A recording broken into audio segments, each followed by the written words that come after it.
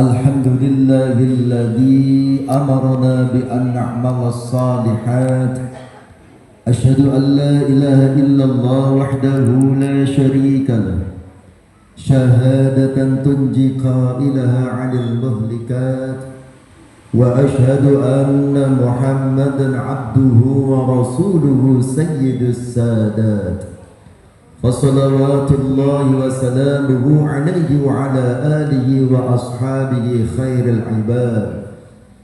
أما بعد، قال الله تعالى في كتابه الكريم: أعوذ بالله من الشيطان الرجيم. بسم الله الرحمن الرحيم.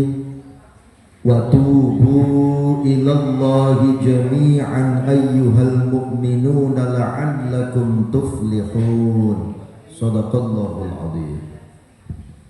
Hadratul muhtaramin, para alim, para ulama, para sesepuh, para tokoh masyarakat yang dimuliakan Allah Subhanahu wa taala, wabil khusus takmir Masjid Nur Hikmah, perumahan Gria Intan Permai, Kota Kediri, beserta seluruh jajarannya, serta bapak-bapak, ibu-ibu, jamaah setia kajian yang diselenggarakan oleh Majlis Taklim Baiti Jannati yang bekerja sama dengan Masjid Nur Hikmah, yang insya Allah semuanya dirahmati dan diberkahi oleh Allah Subhanahu wa ta'ala. Alhamdulillah, yang pertama dan utama tentu kita senantiasa memanjatkan rasa syukur kita kepada Allah Subhanahu wa ta'ala atas segala limpahan nikmat dan karunia-Nya kepada kita semuanya, sehingga pagi hari ini kita bisa kembali hadir di majlis yang mulia dan penuh barakah ini dalam rangka insyaallah mempererat ikatan silaturahim di antara kita, dan tentu kita niatkan pula untuk thalabul ilmi. Mudah-mudahan langkah kaki kula panjenengan ke majlis ini akan tercatat sebagai amal salih yang dapat meringankan beban kita di hari kiamat nanti. Amin ya rabbal alamin. Selanjutnya salawat serta salam tidak akan pernah lupa kita sampaikan kepada junjungan kita Nabi besar Muhammad sallallahu alaihi wasallam beserta keluarganya, para sahabatnya, para penerus dakwahnya, dan kita semua sebagai umatnya. Mudah-mudahan kita semua termasuk umat beliau yang akan mendapatkan syafaat dari beliau di yaumil qiyamah nanti. Amin ya rabbal alamin. Bapak Ibu jamaah yang dirahmati Allah, pripun kabaripun? Alhamdulillah, sehat nih? Alhamdulillah.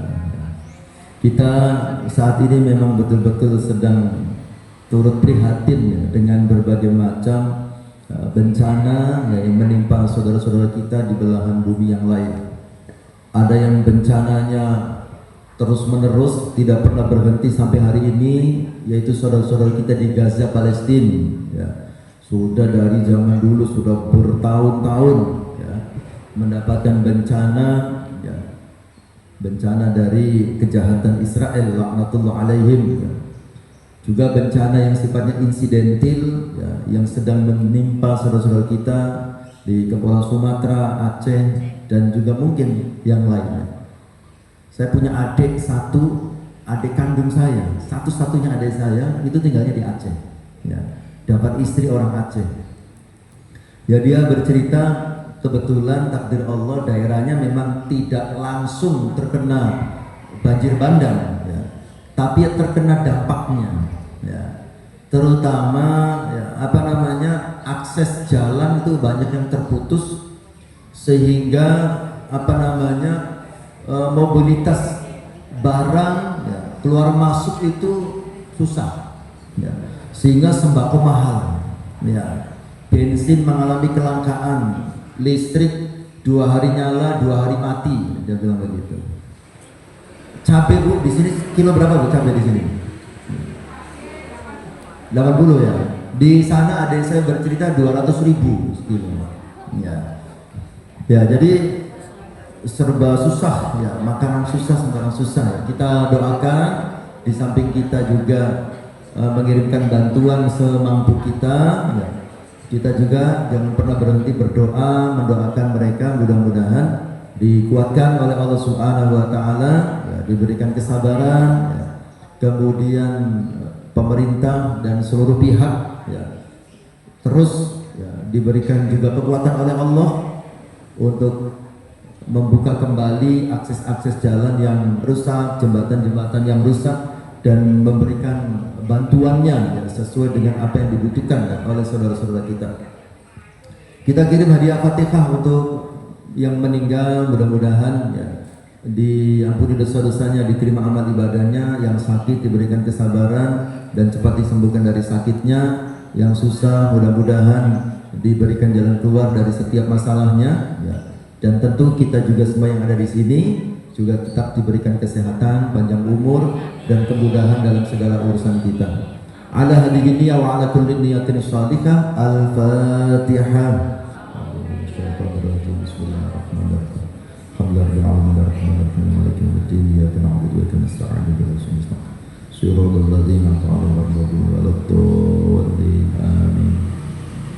Bapak Ibu yang dirahmati Allah, tema kita hari ini apa, Bu?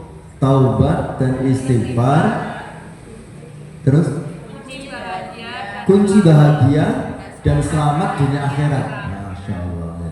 Ini yang sangat kita dambakan dan kita inginkan, ya.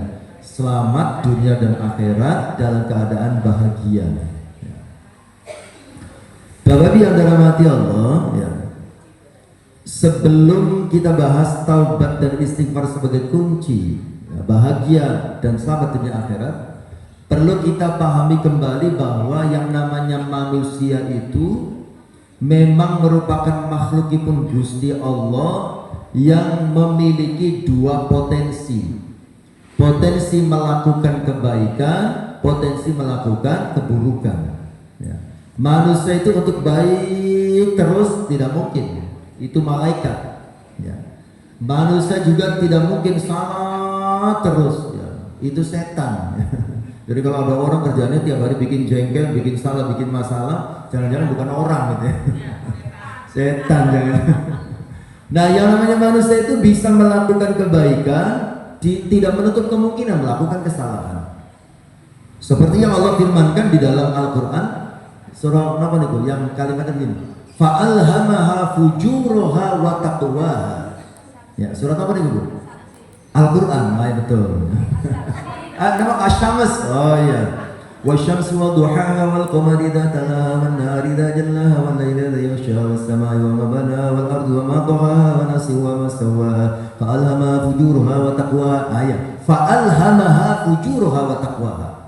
Allah mengilhamkan pada setiap jiwa fujuraha, ya, jalan keburukan, jalan kejahatan, wa taqwaha, dan jalan takwa. Artinya manusia itu bisa melakukan kebaikan dan tidak menutup kemungkinan bisa melakukan kesalahan.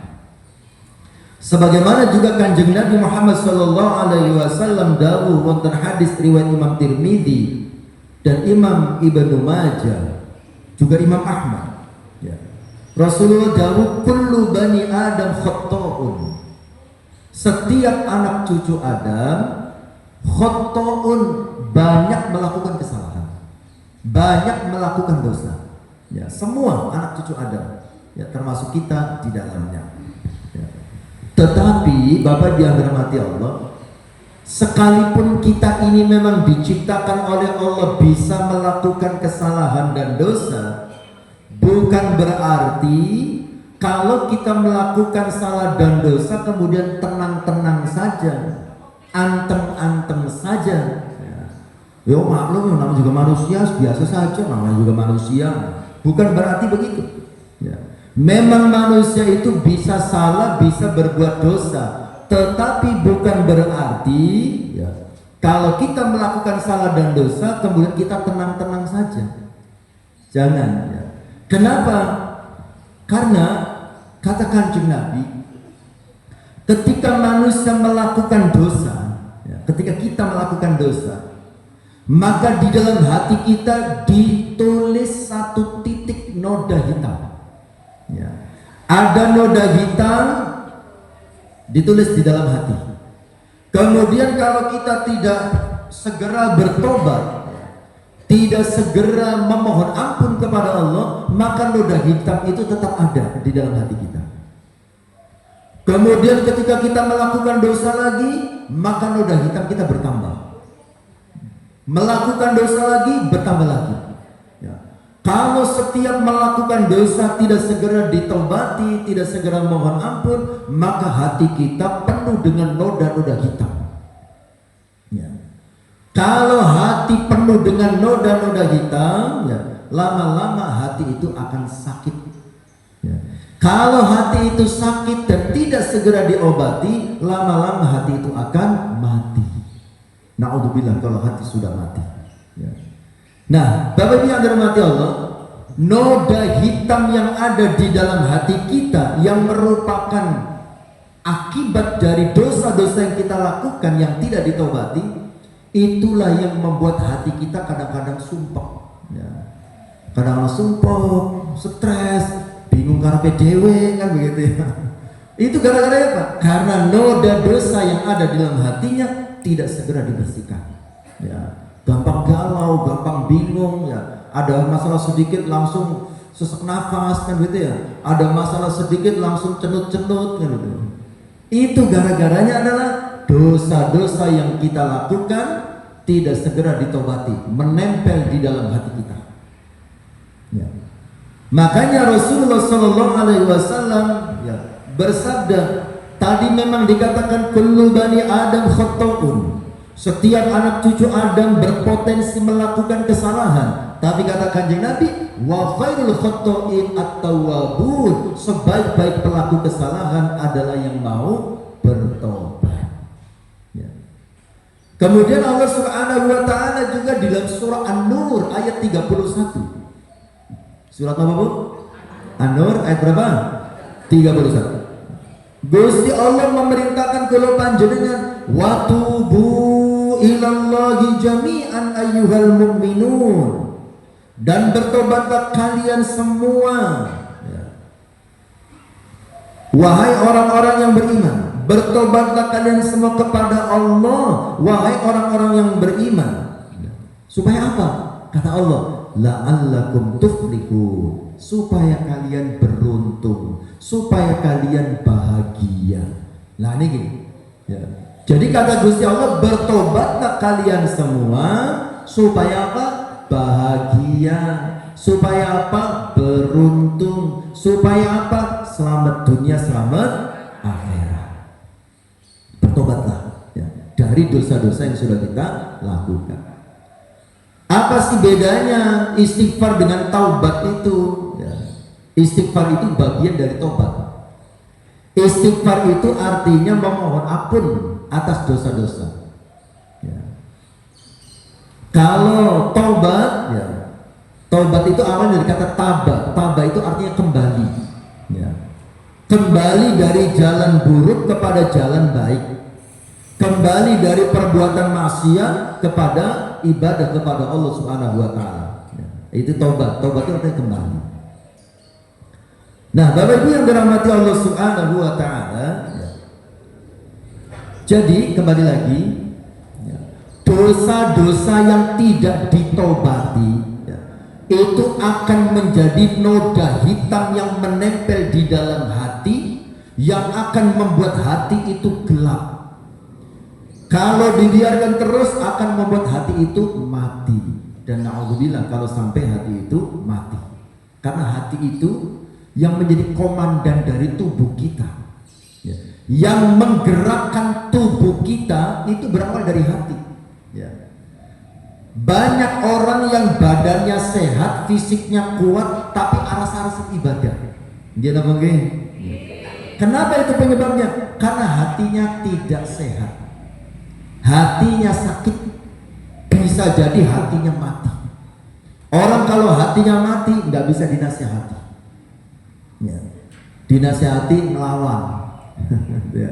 Diomongin jawab gitu ya. Itu tanda-tanda orang hatinya sakit, bisa jadi hatinya mati. Yang akan membuat orang itu gampang berbuat dosa, gampang berbuat maksiat, gampang melakukan kezoliman, gampang melakukan kemungkaran, itu bisa jadi karena hatinya sakit atau bahkan mati. Hatinya sudah mati rasa, ya. Sudah tidak bisa merasakan penderitaan orang lain. Dia zolim, dia jahat, sudah tidak ada belas kasihan di dalam hatinya. Karena hatinya sudah mati, nggak punya rasa. Ya, menyakiti orang itu tidak ada beban, berbuat dosa itu tidak ada beban, ya, karena sudah mati hati. Ya. Bapak yang dirahmati Allah, ya. Lalu bagaimana caranya kita bertobat dari dosa-dosa kita? Ya.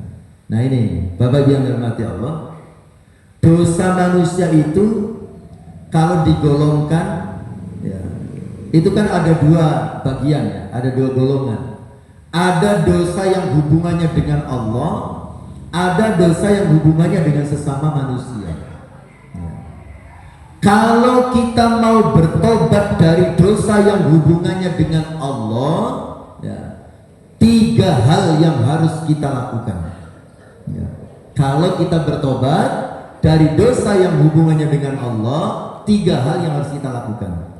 Pertama, berhenti dari perbuatan dosa itu. Berhenti, ya. Jangan sampai kita bertobat dari dosa yang hubungannya dengan Allah, ya, tapi tetap melakukannya, ya. Contohnya jenengan scroll HP, ya, ngelihat ada video atau gambar porno sampai astagfirullahaladzim, tapi orang melotot astagfirullahaladzim dilihat nih sore. Ya bukan begitu, tobat itu ya berhenti, ya. Astagfirullahaladzim langsung ditutup, bukan malah dipotong astagfirullah. Malah dipelototi, malah dilihat ngisore, coba ngisore ini opone astagfirullahaladzim. Bukan begitu, tobat itu berhenti dari perbuatan. Yang kedua, ya, menyesali. Kadang-kadang ada orang yang tobat tapi karena guyu kan gitu, ya. Ya, bertobat itu berhenti dari perbuatan dosa itu pertama, yang kedua menyesali. Ya, menyesali. Yang ketiga berjanji untuk tidak mengulangi. Ya, berjanji dan berusaha untuk tidak mengulangi. Ya, itu bertobat dari dosa yang hubungannya dengan Allah Subhanahu wa Ta'ala. Dosa yang hubungannya dengan Allah itu, ya diantaranya tidak sholat, gitu ya, tidak puasa, atau mendeman, gitu ya, suka berjudi, berzina dan seterusnya. Ya, itu dosa-dosa yang hubungannya dengan Allah Subhanahu wa Ta'ala. Kalau bertobat dari dosa yang hubungannya dengan sesama manusia, ditambah satu lagi. Ya. Jadi di samping berhenti, menyesali, tidak mengulangi, yang keempat, kalau dosa yang hubungannya dengan manusia ini, ya, yang keempatnya adalah selesaikan urusannya dengan sesama manusia.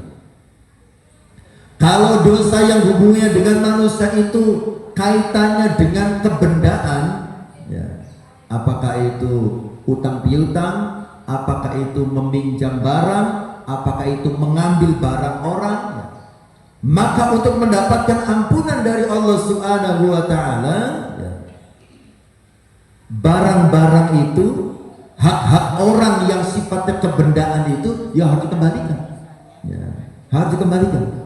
Ya.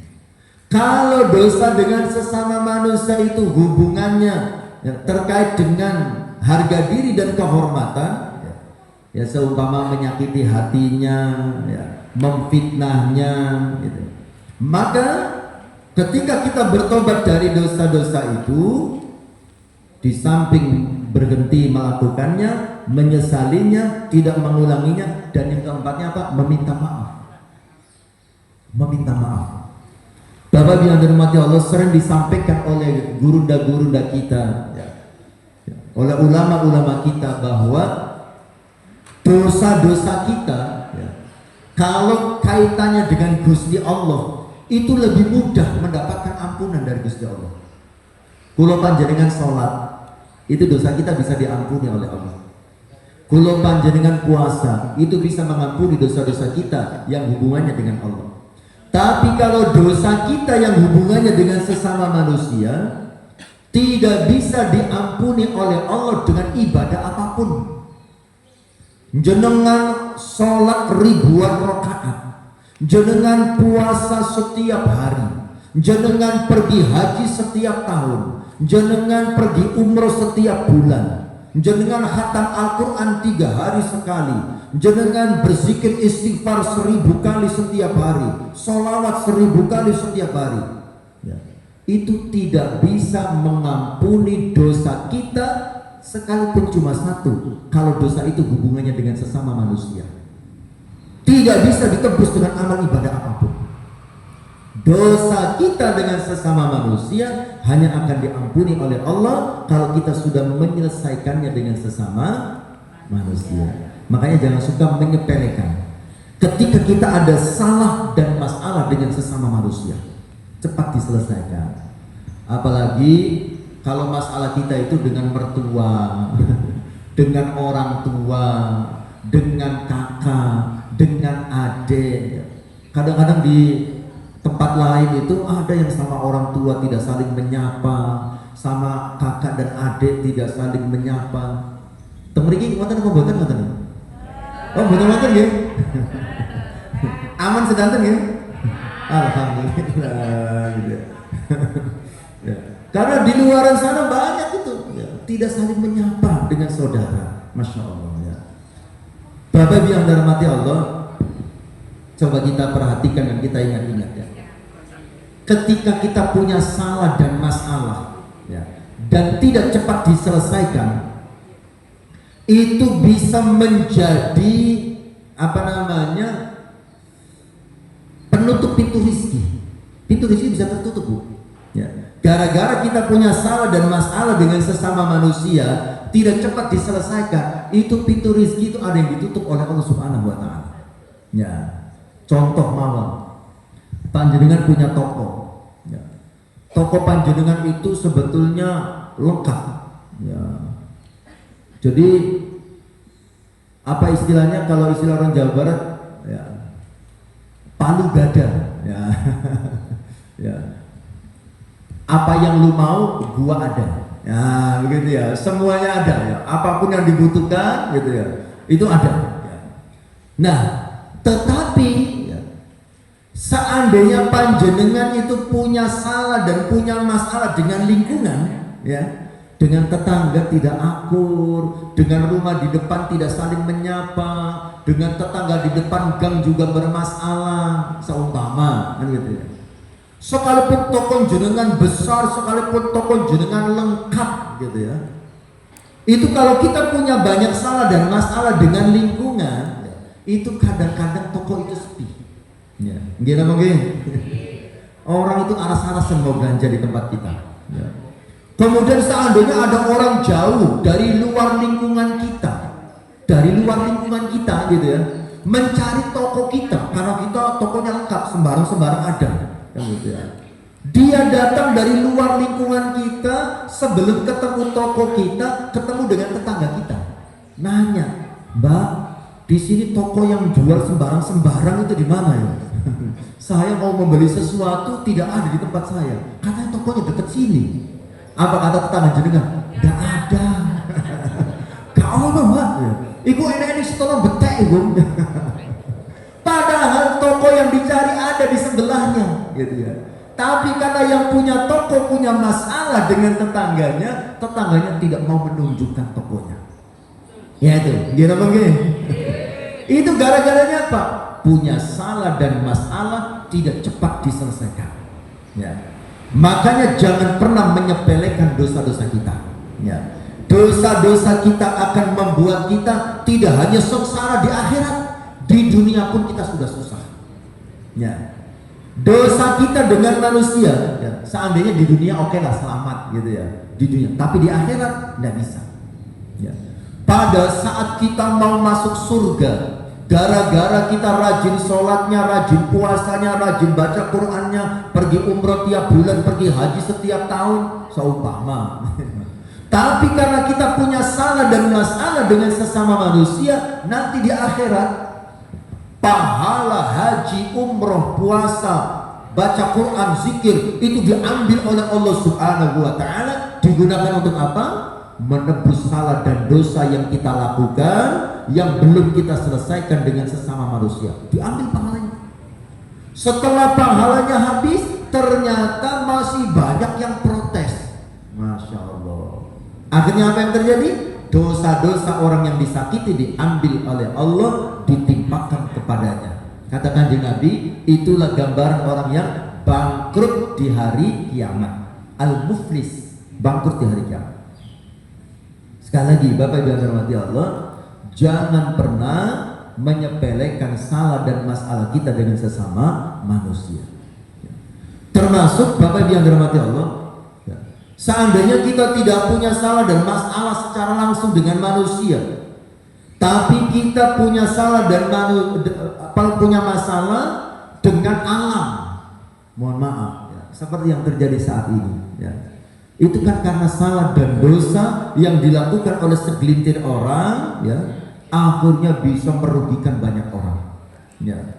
Ya kan banyak pernyataannya lucu-lucu itu, ya. Itu pohon yang tumbang karena sudah keropos katanya, padahal itu apa namanya kayu gelondongan kan gitu ya. Ya. Nah itu kan kayu sudah tidak bisa melawan, sudah tidak bisa menahan diri, akhirnya minta tolong sama hujan. Akhirnya kayu itu keluar dari tempatnya, masuk perkampungan penduduk, ya, untuk menunjukkan bahwa mereka telah dirusak oleh manusia. Ya. Lah didelitnya malah keluar deh, kan begitu ya. Jadi Bapak Ibu yang dirahmati Allah, dosa, ya, yang dilakukan oleh kita manusia itu, ya, tidak hanya membuat kita susah dan sengsara di akhirat, di dunia pun kita sudah akan mendapatkan balasan dari Allah Subhanahu wa taala. Ya. Baik, Bapak Ibu yang dirahmati Allah, kembali lagi, ya. Jadi cara kita bertobat, ya, dari dosa, kalau dosa itu hubungannya dengan Allah cukup 3. Berhenti, menyesali, tidak mengulangi, ya. Kalau dengan manusia ditambah 1 lagi, ya. Kalau salahnya terkait dengan benda, kembalikan benda itu. Kalau kaitannya dengan uang, ya kembalikan uangnya. Kalau kaitannya dengan kehormatan, kita minta maaf, ya. Makanya Bapak Ibu yang dirahmati Allah, kita tidak perlu gengsi ketika kita punya salah, ya. Yang bikin orang itu nggak mau minta maaf itu karena kegedean gengsinya, ya. Nyapo aku minta maaf gak level. Itu ya, itu kegedean gengsinya, itu nanti susah hidupnya, tidak hanya hidup di dunia tapi juga kehidupan di akhirat, ya. Makanya kalau punya salah dan masalah nggak usah malu, biasa saja, ya, minta maaflah. Kalau kita sudah minta maaf, orangnya tidak mau memaafkan, sudah gugur kewajiban kita. Kewajiban orang yang punya salah itu minta maaf. Kalau orangnya tidak mau memaafkan, sudah gugur kewajiban kita. Itu urusan dia dengan Allah Subhanahu wa taala, ya. Jadi ya, jangan sampai saya tidak mau minta maaf karena orangnya gak gampang memaafkan, ya. Nah, itu urusan dia. Urusan kita punya salah, minta maaf, ya. Datang, ya, tidak perlu malu, tidak perlu ragu, tidak perlu gengsi, minta maaf. Saya minta maaf atas semua kesalahan saya. Gak 7 turunan tidak akan saya maafkan, masa umpama gitu ya. Itu urusan dia. Yang penting kita sudah minta maaf, ya. Apa ada orang yang tidak mudah memaafkan? Oh, nggak ada di sini, Bu, ya. Ngapunten, ya. Seandainya nih ya, ada orang tidak pernah berbuat salah, tidak pernah berbuat dosa, ya, seandainya gitu ya, dengan Allah hubungannya baik, dengan manusia juga dia tidak suka menyakiti, gitu. Tapi seandainya ada orang berbuat salah kepadanya, orang yang minta maaf dia tidak mau memaafkan, dia pun akan terganjal untuk masuk surga, tidak mudah masuk surga. Coba penjenengan perhatikan dalam surah Ali Imran ayat 133-134. Di dalam ayat itu Allah berfirman, Wasari'u ila maghfiratin min rabbikum wa jannatin arduha as-samawati wal ardu 'iddat lil muttaqin. Intinya, ya, surga disediakan untuk orang yang bertakwa. Apa ciri orang bertakwa yang sudah disiapkan surga itu? Cirinya ada 3 dalam ayat selanjutnya. Yang pertama, alladzina yunfiquna fis sarra'i wad dharra. Orang yang suka berinfak baik dalam keadaan senang ataupun susah, dalam keadaan lapang ataupun punya utang, dia tetap berbagi. Ya, seperti kondisi kita saat ini, mungkin kita tidak berlebihan dalam harta yang kita miliki, tapi kita tetap mampu berbagi semampu kita. Itu ciri orang bertakwa yang nanti dimasukkan surganya Allah Subhanahu wa taala. Suka berbagi. Alladzina yunfiquna fis sarra'i wad dharra. Dalam keadaan senang ataupun susah tetap berbagi. Yang kedua cirinya kata Allah, wal kadhiminal ghaidh. Orangnya bisa menahan amarah, gak gampang nesu. Ya. Kan ada orang itu gampang nesu. Ya. Apa namanya, disinggung titik aja, opo awakmu itu ngerti opo, aku ini begitu ya. Yang ketiga cirinya adalah wal afina anin nas, yang mau memaafkan kesalahan orang lain. Ya, maafkan. Jangan suka menyimpan dendam dan amarah di dalam hati kita. Kadang-kadang ada orang itu, masya Allah, nggak tahu salahnya apa orang kepadanya, dia tidak ngomong, pokoknya 7 turunan tidak akan saya maafkan. Masya Allah, 7 turunan itu berapa generasi? Sampai-sampai kadang-kadang ada yang permusuhannya diwariskan kepada anak-anaknya.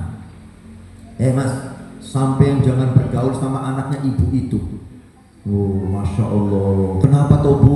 Anaknya lo baik sama saya bu, sama teman-teman juga tidak. Pokoknya jangan berteman sama anak ibu itu. Iya, masalahnya apa bu? Ibunya punya salah sama ibumu, bu, gitu. Memang salahnya apa tuh bu? Sampai tua kok masih diingat saja, gitu ya. Dia pernah merebut calon bapakmu. Masya Allah. Pernah merebut calon bapak, gara-gara masalah cinta, gitu. Dia pernah merebut calon bapakmu. Ibu masih sakit hati. Ya, maafkan, ya, maafkan. Apapun kesalahan orang kepada kita, jangankan orang itu sudah meminta maaf, belum minta maaf pun kalau bisa kita maafkan. Masih ingat kisah sahabat Ansor yang dijamin masuk surga oleh Kanjeng Nabi, ya kan? Ketika Kanjeng Nabi sedang bermajlis dengan para sahabat, tiba-tiba Kanjeng Nabi mengatakan, sebentar lagi akan datang seorang ahli surga. Para sahabat penasaran, siapa ini? Orang yang dijamin masuk surga, kok enak sekali. Kemudian orangnya datang. Ternyata yang datang itu orangnya tampangnya biasa, wajahnya seperti wajah habis berwudu, kemudian menteng sandal jepit. Penggambaran menteng sandal jepit itu menunjukkan bahwa dia bukan orang yang bawa tas yang isinya uang, yang menunjukkan orang kaya yang dermawan. Dia tidak membawa tas yang isinya kitab-kitab, yang menunjukkan dia orang alim. Menteng sandal jepit artinya apa? Orang biasa, tapi dia dijamin masuk surga. 3 hari berturut-turut Nabi bersabda seperti itu. Akhirnya ada sahabat yang penasaran, Amr bin As penasaran. Orang ini diikuti sampai rumahnya. Sampai di rumah orang itu, orang yang dijamin masuk surga tadi, Amr bin As matur, saudaraku, saya mohon izin mau numpang menginap di rumahmu. Saya sedang ada masalah dengan keluarga dan saya berjanji tidak akan pulang beberapa hari. Kemudian tuan rumahnya mengatakan, oh ya silakan. Menginaplah Amr bin As di rumah orang itu, orang yang dijamin masuk surga. 3 hari 3 malam. Tujuannya apa? Ingin menyelidiki, pengen tahu ini orang amal ibadahnya apa. Malam hari waktunya sholat tahajud, Amr bin As bangun sholat tahajud. Dia lihat tuan rumahnya, kebetulan tuan rumahnya malam itu tidak sholat tahajud. Ya, besoknya diperhatikan terus, waktunya puasa sunnah juga tidak puasa. Ya. Akhirnya 3 hari 3 malam selesai menginap, dia pamit. Terima kasih saudaraku telah mengizinkan saya menginap 3 hari 3 malam di tempatmu ini. Saya pamit. Ya. Nah kemudian sebelum pergi Amr bin As mengaku jujur, Sebetulnya saya tidak ada masalah dengan keluarga. Saya numpang menginap di sini 3 hari 3 malam, tujuannya adalah ingin tahu jenengan itu amal ibadahnya apa. Karena jenengan dijamin surga oleh Kanjeng Nabi. Kemudian tuan rumahnya mengatakan, ya seperti yang jenengan lihat, tidak ada yang istimewa. Ya sudah, kalau begitu saya pamit, kata Amr bin As. Sambil kecewa, ternyata kok gak ada yang istimewa. Tapi baru beberapa langkah Amr bin As keluar dari rumah itu, dipanggil oleh tuan rumahnya, sebentar. Saya memang tidak punya amal ibadah yang istimewa, tetapi saya punya kebiasaan. Nah ini Bu, kebiasaan yang harus ditiru.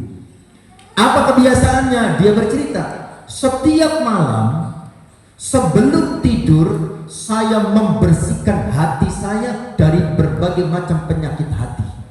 Dibersihkan dari iri, dengki, dendam, marah, dibersihkan hati. Kadang-kadang ada di lingkungan kita, tapi nggak tahu kalau di sini nggak ada kayaknya. Ada tetangganya ganti kulkas, diesin kademen, langsung meriang, ya Allah, ujian apa yang kau berikan kepadaku. Tanggone ganti kulkas, diesin kademen gitu ya. Akhirnya gak iso turu, bergesi kan. Nah itu dibersihkan hatinya dari perasaan iri dan dengki, termasuk dendam dan amarah. Kadang-kadang ada di antara kita tidur dengan menyimpan dendam. Panjenengan tidur dengan suami gitu ya, kan biasa saling bicara, ngobrol, bercerita. Jenengan lagi enak-enak cerita gitu ya, ternyata ditinggal turu. Loh, kok wis turu kok nih? Tak kira didengarkan ceritaku, ditinggal turu, awas besok. Nah gitu ya, jenengan batin udah awas besok. Tidur dalam menyimpan dendam dan amarah. Akhirnya bangun tidur, apa yang terjadi? Sembarang-sembarang salah gitu ya. Kenapa? Hatinya tidak bahagia. Kenapa? Karena sebelum tidur di hatinya masih ada penyakit. Akhirnya satu hari itu sembarang-sembarang salah. Ketika suaminya bilang, "Bu, kopi, gawe dhewe." Bojone bingung, iki nyapo, iki kok ngamuk-ngamuk gitu ya.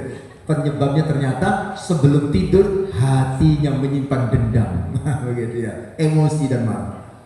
Sahabat Nabi yang dijamin masuk surga tadi, dia membersihkan hatinya. Setiap kali mau tidur, saya bersihkan hati saya dari segala macam penyakit hati, iri, dengki, dendam, marah, dibersihkan. Dia maafkan semua orang yang berbuat salah kepadanya.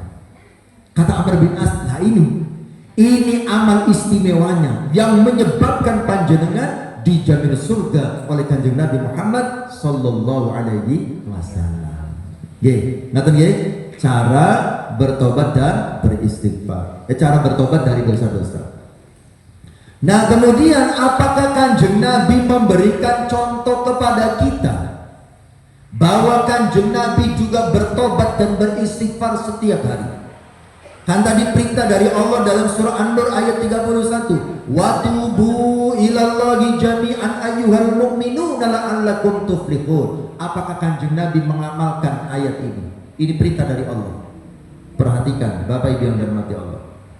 Kanjeng Nabi yang merupakan hamba Allah, yang pasti diampuni dosanya, yang pasti dijamin masuk surganya. Apakah Kanjeng Nabi pernah bertobat dan beristighfar?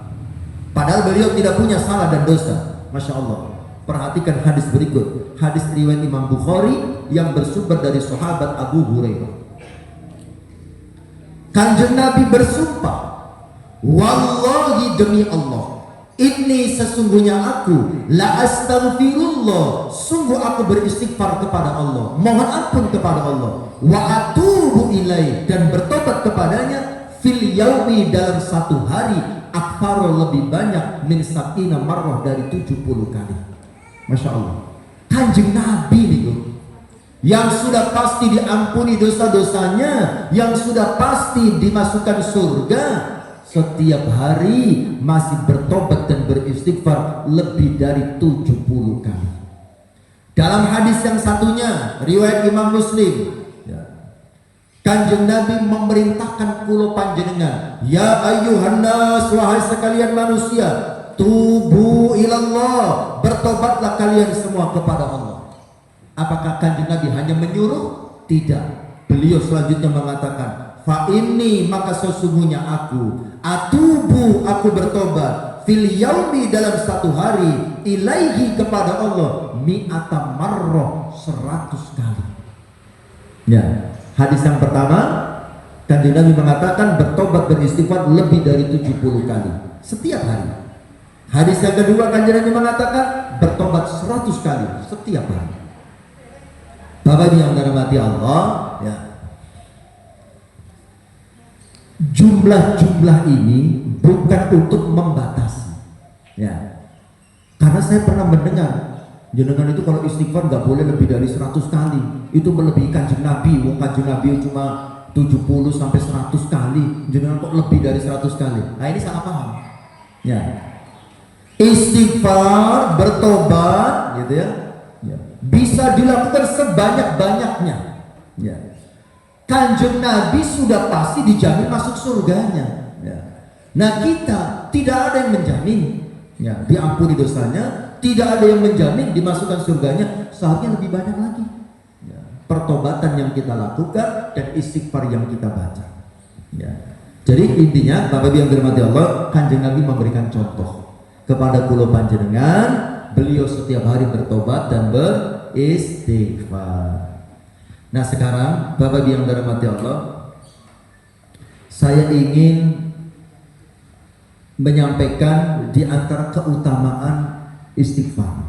Ya. Bapak Ibu yang dirahmati Allah, istighfar itu utamanya adalah agar dosa-dosa kita diampuni. Apa sih manfaatnya kalau dosa kita diampuni? Ya. Masih ingat? Di awal tadi kita bahas, kalau kita berbuat dosa, maka akan ada noda hitam di dalam hati kita. Kalau tidak ditobati, tidak diistighfari, noda itu tetap ada. Tapi kalau kita beristighfar, bertobat, mohon ampun kepada Allah, maka noda hitam, ya, noda dosa yang menghitam di hati kita itu akan dihapus oleh Allah. Nanti hatinya menjadi bersih lagi. Ya. Kalau orang hatinya bersih dari noda-noda hitam dosa-dosanya, ya, maka hatinya akan hidup. Ya. Orang yang hatinya hidup itu nanti akan enteng dalam menjalankan ibadah, gitu ya. Orang yang hatinya hidup itu pikirannya tenang, ya, hatinya tenang, nggak gampang stres. Dia senantiasa diberikan ketenangan oleh Allah Subhanahu wa Ta'ala. Ya. Nah, beristighfar juga, Bapak yang dirahmati Allah, di samping akan membuat dosa kita diampuni, ya, istighfar itu bisa menghindarkan kita dari azab Allah Subhanahu wa Ta'ala. Ya. Istighfar itu bisa menghindarkan kita dari azab. Ya. Itu disebutkan oleh Allah dalam surah Al-Anfal ayat 33. Surat apa, Bu? Al-Anfal ayat 33. Disebutkan dalam ayat itu, wa ma kana Allahu mu'adzibahum wa hum yastaghfirun. Wa ma kana Allahu mu'adzibahum, dan Allah tidak akan menghukum mereka, tidak akan mengazab mereka, wa hum yastaghfirun, pada saat mereka masih mau beristighfar, mohon ampun kepada Allah Subhanahu wa Ta'ala. Ya. Jadi supaya kita terhindar dari berbagai macam musibah, azab, bala, bencana, perbanyak istighfar, mohon ampun kepada Allah Subhanahu wa Ta'ala. Ya. Bapak Ibu yang dirahmati Allah Subhanahu wa Ta'ala, kemudian berikutnya keutamaan istighfar, ya, disebutkan di dalam surat Nuh ayat 10 sampai ayat 12. Ya. Panjenengan dalam satu hari istighfar pimpinan, Bu? 1000 kali? Kalau bisa 1000 kali, Bu. Ya. 1000 itu tidak wajib. Ya.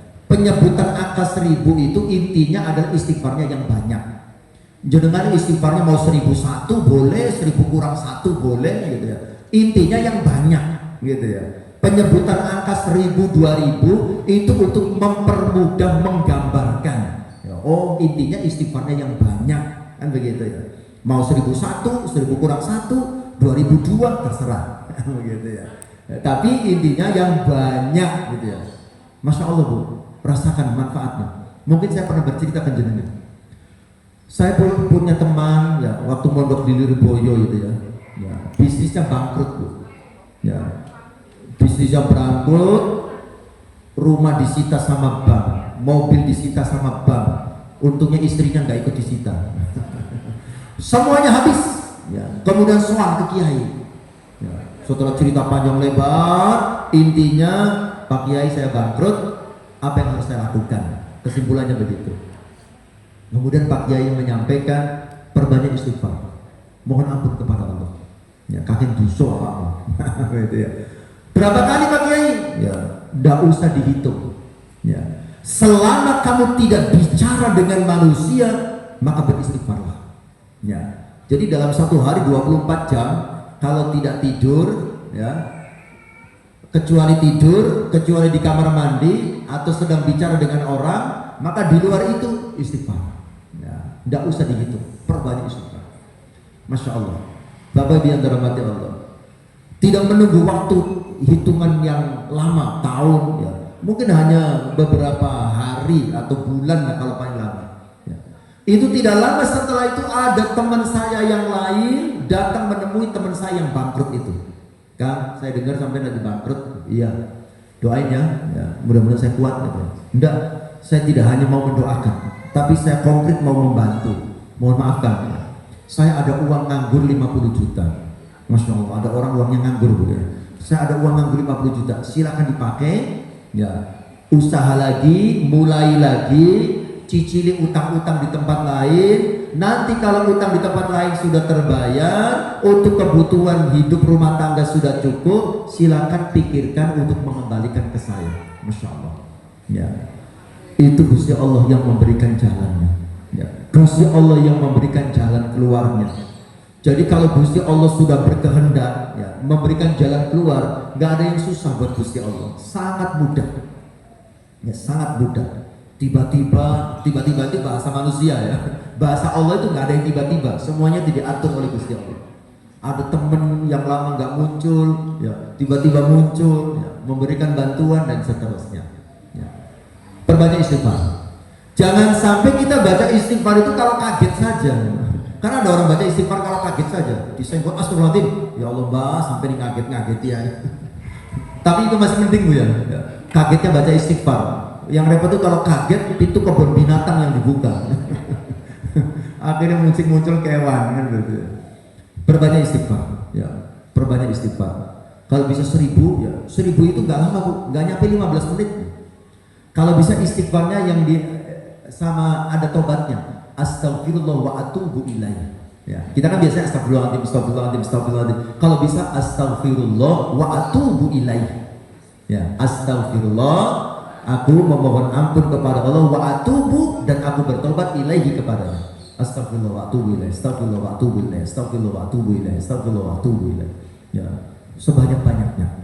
Rasakan dahsyatnya nanti, pengaruhnya dalam kehidupan kita, menenangkan hati, memberikan solusi dari masalah, dan bisa melapangkan rezeki.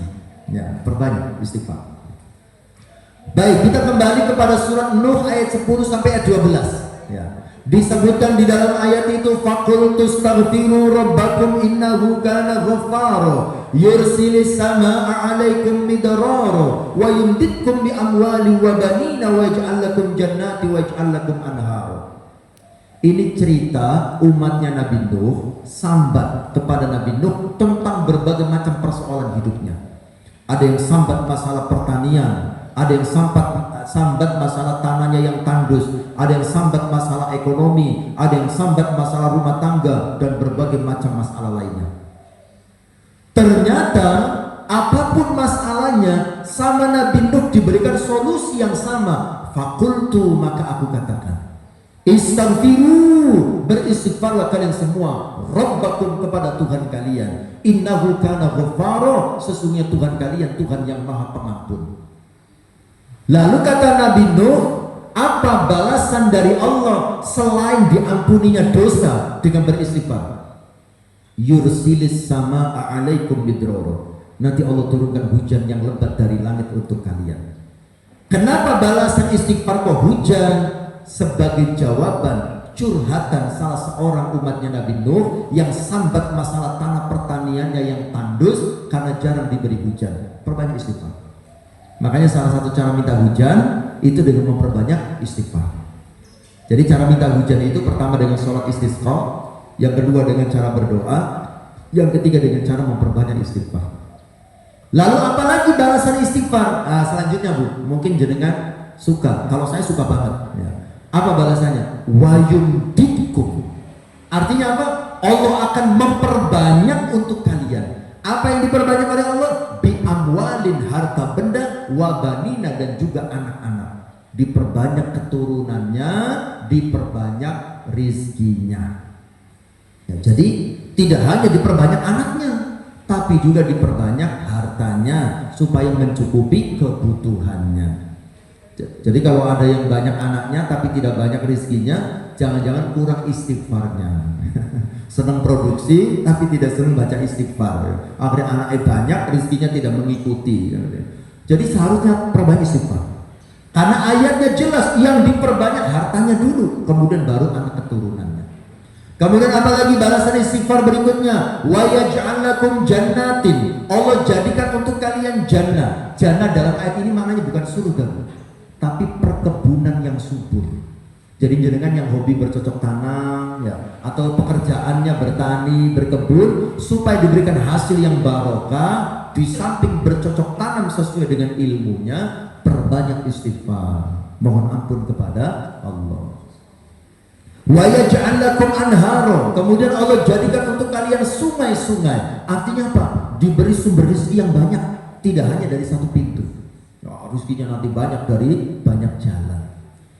Dan Rasulullah dalam hadis juga mengatakan, man lazimal istighfar, siapa yang membiasakan beristighfar, ja'alallahu lahu, Allah akan jadikan baginya min kulli dhaiqin makhrajan, dari setiap kesempitan diberi jalan keluar.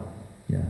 Jadi kalau sumpit, suntuk, sudah mentok, sana sini sudah tidak ada jalan, sana sini sudah tidak ada yang bisa membantu, terus bagaimana? Perbanyak istighfar, mohon ampun kepada Allah Subhanahu wa Ta'ala. Ya, nanti banyak jalan bagi Allah ya untuk bisa membantu kita. Ya, saya sedang bercerita lagi Bu. Dulu ketika saya mau menikah, ya, saya kan pekerjaannya guru, gaji saya waktu itu 500.000, punya cicilan sepeda motor 400.000. Saya mau menikah itu Bu. Ya. Gaji saya 500.000 ya tahun 2004. Ya. Kemudian punya cicilan sepeda motor 400.000, bisa 100.000. Saya menikah Bu. Gitu ya. Nah, untuk menikah itu kan butuh banyak biaya Bu ya, ya terutama bagi laki-laki. Ya ada mahar, ada seserahan, bawa-bawaan, ya. Seserahan ya bahasa Jawa Barat itu ya, seserahan gitu ya. Ya seperangkat alat sholat ya, make up gitu dan seterusnya gitu ya. Nah, itu kan harus disiapkan. Nah itu nggak ada uangnya. Dari mana uangnya? Subhanallah, Bapak Ibu yang dirahmati Allah. Kalau Allah sudah berkehendak, banyak cara, banyak jalan. Kalau saya pada waktu itu tidak hanya istighfar ya. Saya dapat ijazah itu membaca surat Yasin 41 kali. Nah, begitu ya. 41 kali, satu kali duduk ya baca surat Yasin ya. Sampaikan hajatnya kepada Allah Subhanahu wa Ta'ala. Ya. Qadarullah, Bapak Ibu yang dirahmati Allah, ya. Kira-kira kurang lebih 1 bulanan sebelum saya menikah. Ya, 1 bulan sebelum saya menikah, Allah kirimkan bala bantuannya. Ya, Allah kirimkan bala bantuannya. Tiba-tiba teman saya dari Jakarta, saya dulu sebelum tinggal di Pare, saya dulu kuliahnya di Jakarta. Itu tetangga kos saya, bukan teman kuliah, tetangga kos. Dia tidak kuliah dengan saya, tetangga kos. Dia orang kerja, orang kantoran. Ya. Tiba-tiba datang ke Pare. Ya. Dia sukses, dia keluar dari pekerjaannya, dia wira swasta, punya toko besar dan seterusnya. Dia mau membuka unit usaha baru, pengen bikin kontrakan di Jakarta di daerah kampus, daerah Ciputat. Ceritanya begitu. Oh, daerah Ciputat, daerah UIN ya, UIN Ciputat sana. Dia datang ke Pare tujuannya mengajak saya kerjasama. Ya. Why? Saya dulu dipanggilnya Nawai. Ya, nama saya Nawawi gitu. Panggilnya Nawai, dipanggilnya di kampung Inggris begitu. Why? Saya mau bikin kos-kosan di Jakarta, saya pengen kerjasama sama kamu. Kos-kosannya tolong kamu kelola, ya. Hasilnya untuk saya, tapi kamu nanti saya buatkan ruangan kelas untuk bikin kursusan, penghasilan kursusan silakan kamu ambil semuanya. Ya. Itu tawaran yang menarik. Tapi saya sampaikan pada waktu itu, kemungkinan saya nggak balik ke sana Mas, saya bilang. Saya nggak balik lagi ke Jakarta karena saya mau menikah. Kebetulan istri saya orang Jawa Timur. Ya, istri saya orang Lamongan, Paciran Lamongan. Nah, murid saya ya, istri saya gitu. Nah, kemudian ya, teman saya itu, oke, kalau begitu mungkin kita belum berjodoh untuk bekerja sama. Tapi sebagai teman, ya, apa yang saya bisa bantu untuk pernikahanmu? Masya Allah, kalau saya ingat itu Bu ya, saya itu tidak bisa menahan diri. Kalau saya ingat itu, ya. Tiba-tiba dia begitu. Ya. Allah Subhanahu wa Ta'ala yang mengatur semuanya. Ya. Di saat saya kebingungan gitu ya, mau menikah tinggal sebulan lagi, belum ada uang gitu ya. Masya Allah, istighfar diperbanyak. Ya. Istighfar. Kalau saya ditambah dengan baca Yasin tadi, itu yang berat itu baca Yasin 41 kali itu. Ya. Tapi itulah ya, janji dari Allah Subhanahu wa Ta'ala. Dia datang kemudian menanyakan itu, apa yang saya bisa bantu untuk pernikahanmu? Masya Allah. Saya menyampaikan apa adanya. Saya tidak berusaha memanfaatkan, saya sampaikan apa adanya. Tapi yang saya sampaikan apa adanya itu dipenuhi olehnya. Oke, ya. Minta nomor rekeningnya, ditransfer sesuai kebutuhan yang saya sampaikan. Ya. Dan itu saya berkali-kali mendapatkan banyak anugerah dari Allah Subhanahu wa Ta'ala. Ya, di antaranya sadari kalau kita punya banyak salah dan dosa. Ya. Ngapunten, kalau saya boleh bercerita ya, saya punya rumah, saya punya mobil gitu ya. Saya bukan pegawai apa-apa ya. Saya hanya pegawainya Allah Subhanahu wa Ta'ala. Itu Gusti Allah yang mengatur, yang menentukan. Saya bisa punya rumah, kalau saya boleh bercerita gitu ya. Saya ngisi pengajian di satu tempat ya. Kemudian yang mengundang itu bertanya, "Ustaz, rumahnya di mana?" Ya. Sementara rumah saya di Gurah. Waktu itu saya masih ngontrak di Gurah. Loh kok sementara gitu ya. Ya. Lah iya, saya masih ngontrak, saya bilang. Anaknya berapa? Waktu itu anak saya 3. Saya masih ngontrak, belum punya rumah. Wah, Ustaz, anaknya 3 masih ngontrak, itu gak bagus Ustaz. Lah ya, didoakan saja Pak, saya bilang. Enggak, saya gak mau mendoakan katanya. Saya konkret, cari rumah yang dijual, nanti dibeli untuk jenengan. Masya Allah. Ya. Kalau Gusti Allah sudah mengatur, gak ada yang susah. Ya. Semuanya dimudahkan oleh Allah Subhanahu wa Ta'ala. Ya.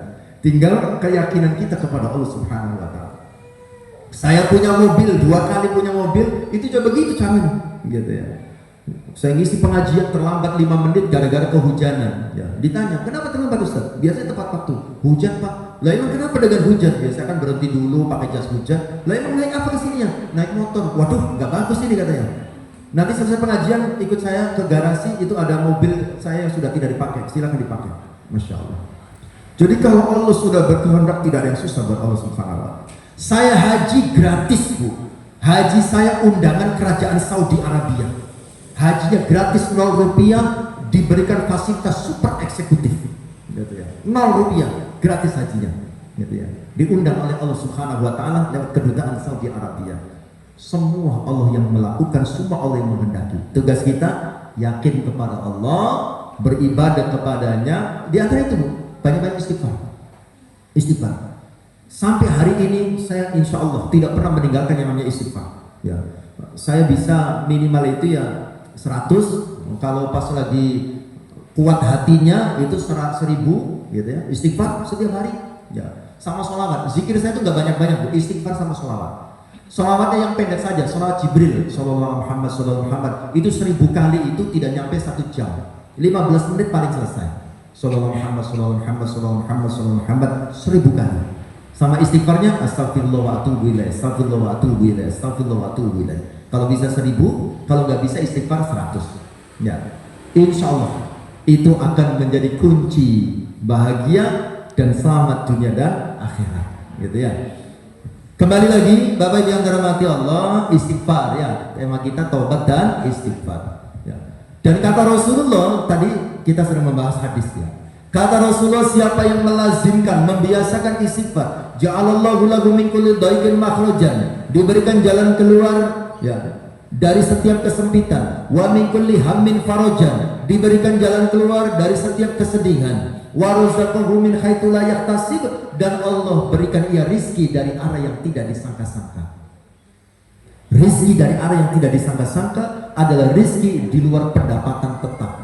Ya, jadi kan biasanya dapat rizkinya berapa, perbanyak istighfar, mohon ampun kepada Allah, nanti akan ada tambahan rizki dari Allah dari arah yang tidak disangka-sangka.